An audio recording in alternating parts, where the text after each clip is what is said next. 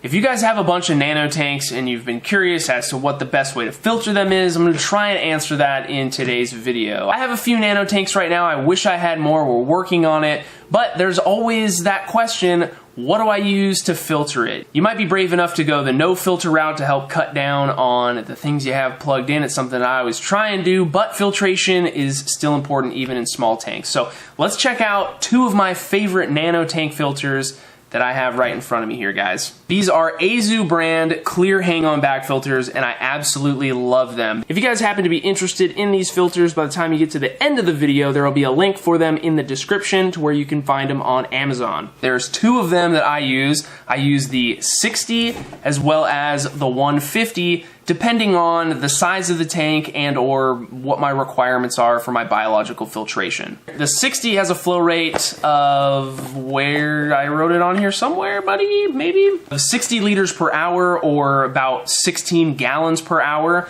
And the 150 has a flow rate of 120 liters per hour, or roughly 31 gallons per hour. So these things don't move a ton of water, but my opinion is that on a small tank, less than 10 gallons, I consider that a nano tank. You don't need to have a ton of turnover, but that's just me. Let's go ahead and open up the 60 here. Where's my knife? There we go. This should do the job. There we go. Open this bad boy up, and we get a little sheet here showing some stuff in a language I cannot read, and let's pull out the unit itself. So we just have this one bag here. Let's get my Rambo blade out of the way. And here we go, guys. This is the little filter, okay? And everything is inside of it. We just pop the lid off here, take out the little intake adapters, and you can see in here we have a squished up little piece of foam. We'll revisit that in a second. And in here we just have two other pieces of foam that act as our biological and mechanical filtration. Now, these we're not going to use. We're actually going to take both of these out and get rid of them. This is how I like to run these filters, okay?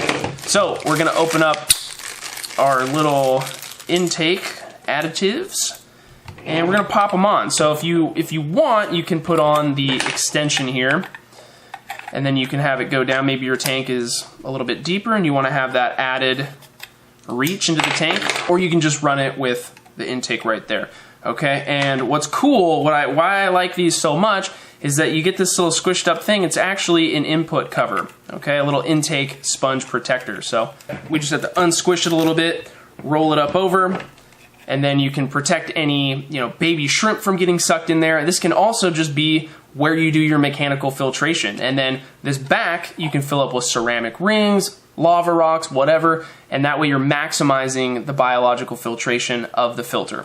The filter also comes with this little nub that you click in to the back here, and then you roll it and you can adjust where this thing is going to sit on your tank. So this is going to be something that you're probably going to want to use on a rimless tank. Maybe if a rim tank has a thin enough rim, the smaller tanks do, you could fit this over here, but just in case you have a rim tank, you can adjust this to adjust where the filter is going to be positioned on the back of the tank, which is pretty cool. You obviously have the lid to the filter that you can sit on here, and then you have a little flow adjustment knob that you can twist to open up the flow all the way, or if you want to cut it back a little bit for whatever reason, maybe it's on a beta tank and it's a little bit too strong because it's a super small tank, you can reduce it by just turning this little knob. The 150 is exactly the same, guys, but let's just pop this thing out and set it up, and then we'll go take these over to some tanks, and I'll talk about what size of aquarium I actually like to run these things on. Oh, I totally lied, guys. There is a little bit of a difference. So the 150 is going to come with a carbon insert and then just a little mechanical filter pad thing here versus the double sponge that you get with the smaller filter. I guess they couldn't figure out a way to make one of these small enough to fit inside. So again, we're not going to be using any of the stuff that's in this anyway, so it doesn't really matter. Now let's go take a look at what I'd run these things on.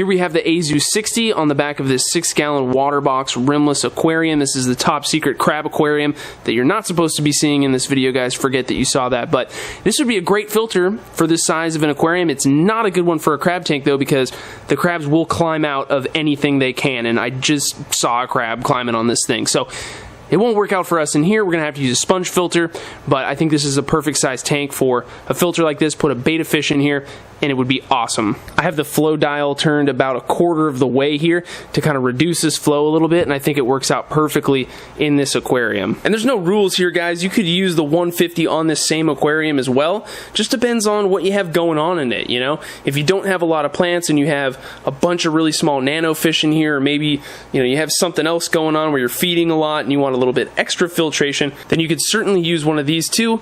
It's really just up to you. Surprisingly, these cheap little filters are super quiet. Let's turn the microphone around and I'll let you guys listen. If you listen very carefully, you can hear just barely a little bit of a vibration, and if anything, you hear the water more than anything. Over here at the forest tank, you can see it has an Azoo 60 on the back, filled up with some lava rocks. It also has a little pre-filter on there to protect any baby shrimp. Here's the 150 for a little bit of a size comparison, guys. This would probably be a more appropriate filter now that we have so many of these baby fish that have grown up and gotten a little bit bigger. I do feed this tank a lot. If it had less moss, I would definitely be using a little bit of a bigger filter. This one doesn't create that much flow in any other part of the aquarium. It's kind of impossible just due to the position and the plants that we have in here, but it still does the job. I mean, it's a tiny filter. It has a low turnover for this 10 gallons, but it still works fine. I'm also running a 60 over here on Richard, the betta fish's tank. This is like I think it's like a 9-gallon, close to that, cube aquarium, and I mean, it does the perfect job. We got some biohome media stuffed in the back there, and this thing's just been chugging along ever since we set up this tank like 5 or 6 months ago. The filter, I think, is like almost 2 years old, so these things do last a long time. I've had really good luck with them, and I highly recommend them. So based on what we've talked about, we know that the Azoo 60 is a really good filter for tanks that are like under 10 gallons, sometimes a little bit more, but the 150 I've even used on tanks as big as 20 gallons. When I had my two 20-gallon longs side by side in my old place, I was running these filters on those aquariums. Both of them had fish. One of them had a substantially greater number of fish in it and a much higher waste load compared to the other, but they both did a really good job at doing what they needed to do. If you're a person that has, let's say, 4 nano tanks side by side right next to each other or close enough, then you can use something like an air pump to fuel filters for all 4 of those tanks. You just get an air pump that has a 4-way splitter, and then you run 4 lines to each one and run a little sponge filter in each one.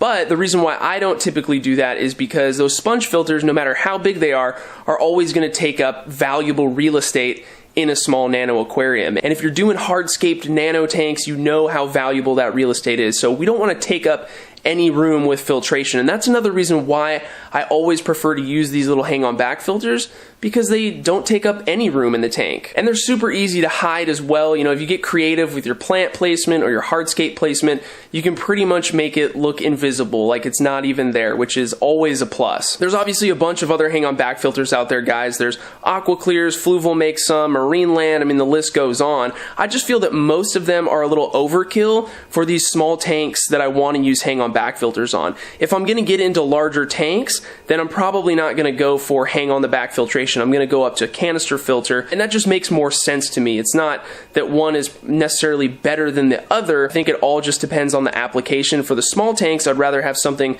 little hanging on the back rather than something big. The biggest takeaway from this video is that it doesn't really matter what HOB filter you have. You can make pretty much anything work as long as you can adjust the flow and turn it down to fit your small aquarium. But just think about the media that's in the hang-on back filter. You don't have to necessarily use what comes with the filter. You can get creative, you can take it all out, just use biomedia as long as you have some type of mechanical filtration before it gets to that point. You don't even have to do that, it's just going to make the filter stay clean a little bit longer. So at the end of the day, it's your choice, but this is just what I prefer, and I wanted to share it with you guys just in case you were looking for something similar. If you're looking to set up a new nano tank or maybe redo what you're already doing currently, then I highly recommend you check these out. Again, there will be a link for them on Amazon where I get them.